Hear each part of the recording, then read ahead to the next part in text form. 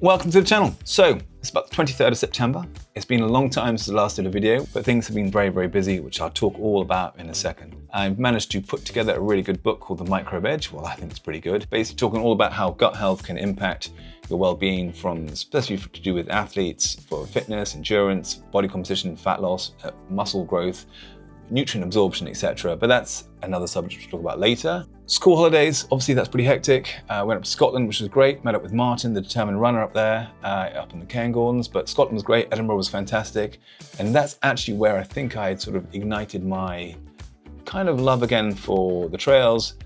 I will keep this little bit quite quick now, but if you saw my last video all about why, I discuss how I'm not a huge fan of doing the long runs and things. But that said, I think I might have been giving myself a little excuse for just being a bit pathetic in my last ultra that I did, where I only got halfway around 50K. I didn't put the work in, I hadn't done enough, if I'm honest. And I'd probably kind of come up with some sort of excuse that I didn't really like it, which was kind of true, but I think it was a combination of just doing too much, burning out a little bit, losing my passion for running. Something didn't feel right over the last few months in my body and my mind in regards to I was missing something. Weight training's been great, got stronger in the gym, squats, deadlifts, bench, all that stuff's been fantastic. But there was a part that was missing, that endurance side, that running through the woods, the trails, all that sort of trees, and just being out and about, and also doing something that actually you don't necessarily really want to do. Sometimes you don't want to go out for a 2-hour run, but you do feel there's a part of your brain that gets rewarded. I think Andrew Huberman talks about this. But there's a brain structure called the anterior mid-cingulate cortex. But what's interesting about this brain area is there are now a lot of data in humans showing that when people do something they don't want to do, like add 3 hours of exercise per day or per week, or when people who are trying to diet and lose weight resist eating something. Right. When people do anything that they, and this is the important part, that they don't want to do. Right. It's not about adding more work, it's about adding more work that you don't want to do. Yes. This brain area gets bigger. Yep. Scientists are starting to think of the anterior mid-cingulate cortex not just as one of the seats of willpower, right, but perhaps actually the seat of the will to live. That gets rewarded from doing hard things that you don't necessarily want to do when you get them done. So with that in mind, in the last few weeks, I've been ramping up my mileage. Last week was about 70K, and I'm on track now, and I'm really enjoying it. Predominantly all easy. You know, as I sort of said, when I was up in Scotland, I just sort of loved going through those runs in the woods, by the locks, all sorts of different runs, and they all have a different feel, whether runs like that and also ones like these, back on Tennyson Down. So I'm currently chasing my brother-in-law, who actually left about 20 minutes before me. Where is he? There he is. There he is. He's over from Hong Kong. But I didn't know this is the route he was going to do, but would you look at that lovely route. And also places like this, right on Newlands Corner. What a lovely spot and a perfect day. But probably not so much on days like this.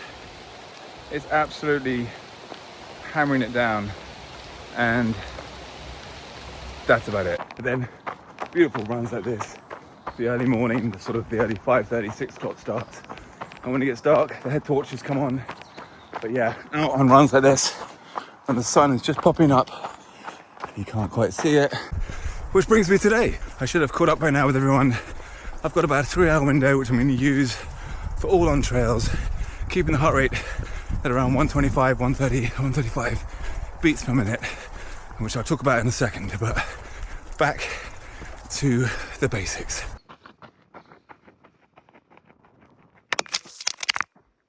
All that's done now, lots of cool running, back on track with that, still doing the weight training stuff, but I also have, which I didn't mention, is the Hurtwood 50 on the 7th of December, so I've got a goal. And I think 50K is a really nice goal to have. It's nothing crazy like 100 or 100 miles, but it's still hard work. In order to do well, you're still gonna have to put the efforts in. So when I sort of say back to basics there, I don't mean going back to the, wiping the slate clean. I just mean understanding the basics and the importance of doing those easy miles, of just the importance of, it's such, we all know it. But sometimes you forget, and sometimes we're just trying to get sort of all different ideas and different life hacks and biohacks, whatever it is, to see if we could run faster, quicker. But actually, the most important thing is just to put those miles in, build up that volume in a nice, safe way, and just increase the mitochondria, increase the capillaries, capillaries increase the sort of strength of the heart. So when you do go running at those sort of paces, your heart rate's lower and you can just do more and more and more. So 80-20 is kind of what I'm following right now. I have got a plan, which I'll talk about in another video. So there we have a very quick sum up of what's been going on. In regards to the book, as I sort of said, it's a fantastic, well, I think it's quite good. It's available on Amazon right now. It's called The Microbe Edge. I'll leave a link in below. It's very cheap, about $3.99. But it does give you some great ideas of how things will work. It dispels a few myths. And I personally think it's a really useful tool for a lot of athletes or anyone who trains or does endurance or strength training, because it just hopefully simplifies a few things. Also, and I'm not going to go on about this one right now, but the keen eye might see that I'm actually wearing an Apple Watch. I've flipped back to Apple, which is probably the most boring thing I'm talking about, but everyone's flipping to, and it's this constant circle of Apple to Garmin, Garmin to Apple. I'm just going to sort of the Gapple loop. But I had found, because my Mac and my iPad and my phone, it's just all Apple, and my TV, it's all Apple, Apple, Apple. It just makes the ecosystem much easier when I have this here. There's also a lot of other reasons why, which I'll talk about in another video, but I have to say, I do like this watch again.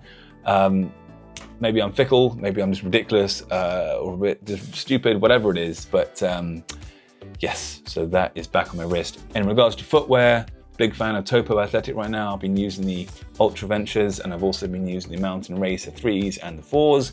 Small issue with the 4, which I'll talk about in another video. I think I'm gonna leave it there. That's a super quick catch up. I've been meaning to do this catch up for a long, long time, and I hope everyone is well. So yeah, please leave any comment below just to say hi, to get that YouTube algorithm going, because I've been very stagnated and slow on all that now. But it'd be great to hear from you, and just make sure that you're all still good and well. Yeah, but anyway, as I said, I'm going to be doing some more videos in regards to my training plans, the watch reviews and the shoe reviews, and just all the other good stuff that encapsulates sort of trail running and fitness and exercise and stuff we all love. Although there is definitely a big divide between certain groups of people about Garmin and Apple, which is cool. So I hope I don't get too slated by going back to Apple. Please don't hate me. Right, that's it. I'll leave it there, and I will see you all very, very soon. Right, take care. Bye-bye.